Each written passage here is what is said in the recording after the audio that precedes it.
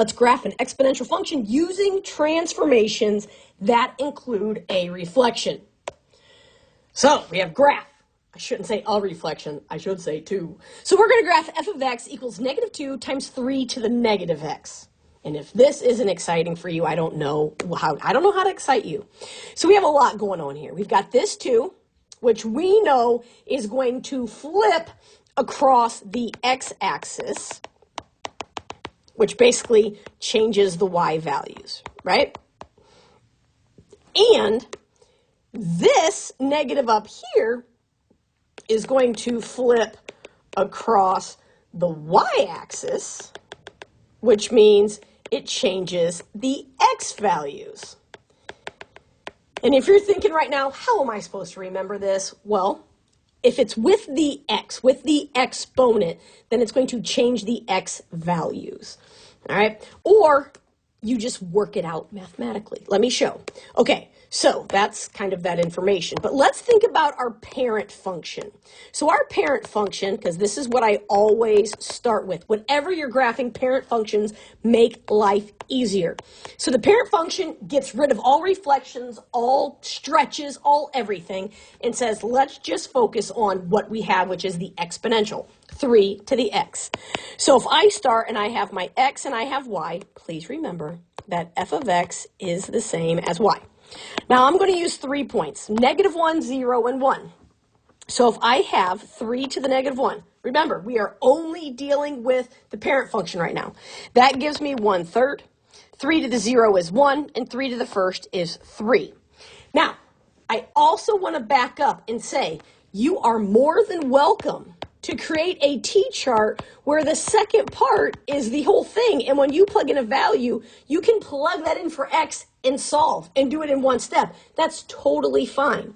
Sometimes I like to do things step by step, and I am a creature of habit. I like to do every problem the same way. So I focus a lot on the parent function and then how that moves things. But you can do it. If you find a way that works better for you and you want to just put the math in and do that. That's totally fine. Okay, so I want to use these 3 points, -1, 1/3, 0, 1, and 1, 3 to graph my parent function. Okay, so again, I've got -1, 1/3, 0, 1, and 1, 3. So -1, 1/3, 0, 1, 1, 3. That's the parent function. Now, that's not the function we're graphing, right? We are graphing -2 times 3 to the x. You can do these flips either way you want, okay? I personally am going to do this in a couple of steps because my brain works one step at a time. So I'm first going to say, you know what? I'm going to do this step first. And I'm going to multiply this entire thing by a -2. So we know that negative tells us we're going to flip across the x-axis and we're going to multiply by a power of 2. So right here, this value is, the y value is 1/3. If I multiply that by 2, I get 2/3. So it's going to go up to 2/3 and then I'm flipping it over. So it's going to be down below, because remember, we're flipping across the axis. So then for the next point, for this point, I'm going to double it. So instead of 1, I'm going to make it 2 and then flip across the axis. Keep hitting the wrong button. Okay, and then for the third one, I'm here. And I'm going to double it, make it 6, which is up here, and then flip it down, which makes it way down here. Okay, so that takes care of the -2. But now I have to take care of the negative that's in front of the x. And remember, that flips across the y-axis.